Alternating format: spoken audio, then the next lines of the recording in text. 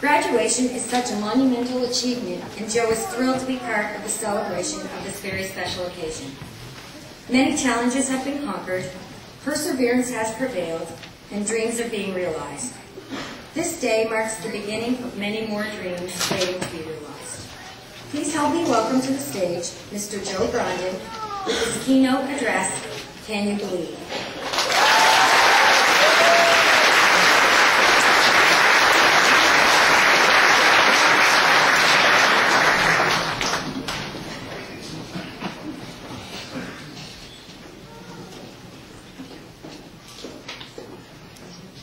Ladies and gentlemen, honored guests, staff, and especially you, the graduates of 2011-2012.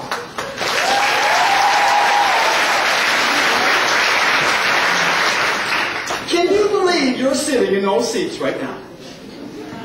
Ladies and gentlemen, can you believe they're sitting in those seats right now? Staff, can you believe they're sitting in those seats right now? They're all nodding. This is good. You see, to get to those seats, you needed someone to believe in you. There are people in this audience that believed in you. And I think it only appropriate to show them how much you appreciate their help to put you in that seat. So graduating class, please stand. And what I would like for you to do is to give those people, whether they're here or not, a standing ovation. Go ahead.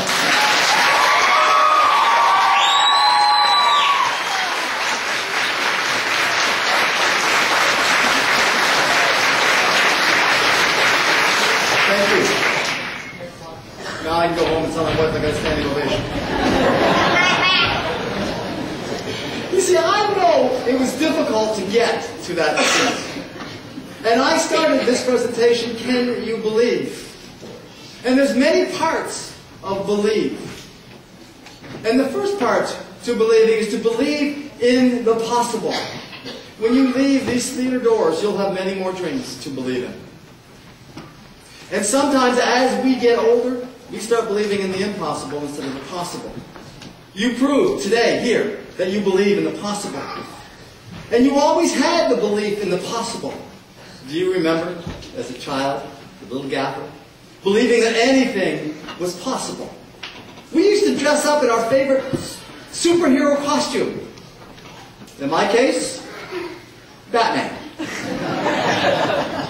I used to put on my homemade mask, wrap that towel around my neck, go down and get my bicycle, which is no longer my bicycle. It's my bike-mobile. And do you remember taking that piece of cardboard and taping it to the spokes to give it a supercharged motor? Hands up if you remember those days. Oh yeah. I would take my bike-mobile out to the neighborhood and I would scour the neighborhood for bad guys. I would even knock on people's doors on a Saturday at 6 o'clock in the morning. People would answer those doors, and they wouldn't say a word. They looked half asleep and half angry for some reason. And I would ask them, have you seen any bad guys? And of course, they would shake their heads and say, don't worry, Batman's on the case. And I would ride off into the sunrise. And do you remember the possibilities? Whether the challenge was small or large, we still believed. I'm coming around the corner on my street on my bike-mobile. I was in the 4th grade. There was Carol. She was a 5th grader. An older, more experienced woman. I had the biggest crush on Carol. I saw the need to impress her. This was my plan. I'm going to turn on all my turbo boosters and I'm going to fly by her like the wind. And she was going to ask herself, who was that masked man? And as I'm flying by her like the wind, I give her a superhero wave. Looks something like this.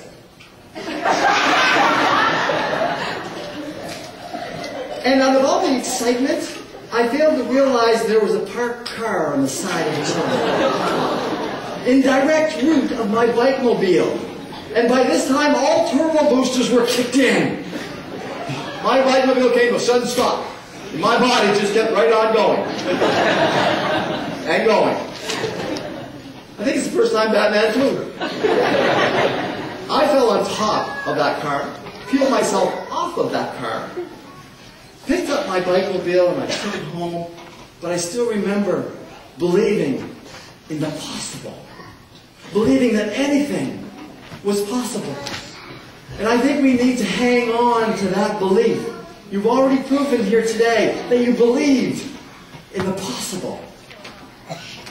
I don't know if you realize this or not, but there are some unbelievers out there. Not in this theater, but there are unbelievers out there that will try to convince you that your dream is unbelievable, that your dream is impossible. No one has the right to take away your dream and tell you what to believe and what not to believe. And sometimes those unbelievers have an effect on us. And eventually we say, well, maybe we can't do it. Maybe it is impossible. And I can relate. Picture this. Grade 12 English class. I'm sitting beside Donna. Donna is hot. What's that? Donna is a straight A student. Donna is the closest I ever came to a good mark in high school. Oh, I used to dream of being that smart so that I too could be sitting in that seat that you're sitting in there now.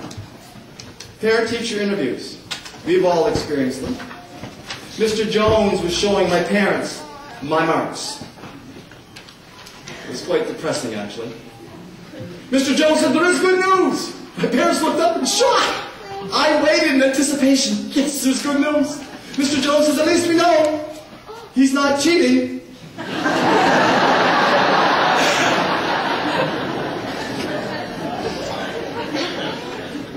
People were trying to convince my parents not to send me to college, not to waste their money to sending me to my dream. Luckily, I had teachers like you had that believed in me and taught me to not only believe, but with determination, you can accomplish anything. I had parents, family, like the people in this auditorium that believed in me and ignored that advice and sent me to college. And I'm happy to say that I sat in a very similar seat that you're sitting on, believing that anything is possible. And you know, it's important for people to believe in us, and it's important for all of that to happen. But it's not most important. What's most important is your belief in yourself. As I was in the teaching profession for a number of years, I decided to apply for a vice principal job. It was my dream. I'm going to apply for a vice principal job. And I'm sitting in my car with resume, application in hand. My daughter, Jacqueline, was 10 years old at the time, sitting next to me, and I'm in district office parking lot, convincing myself that I don't think I could do this. I don't believe that I could do this. And you know all the self-talk.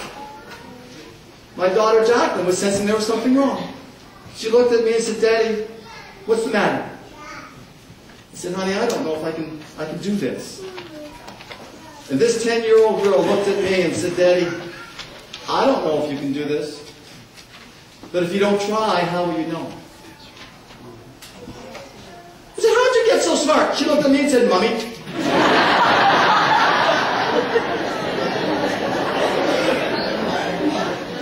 Sometimes we need that reminder to believe in ourselves. And it's okay to believe in the possible, and it's okay to believe in ourselves. But none of that is any good unless you believe now. We have been awarded this beautiful life. It's a gift. And you will walk out this theater with many more dreams. But it's important to believe now. And the woman that taught me that valuable lesson was Marina Smith, my mother-in-law. She was a woman that believed in the now. A woman that would greet anyone with a bright smile, a huge hug, and something good to eat. A woman that had strong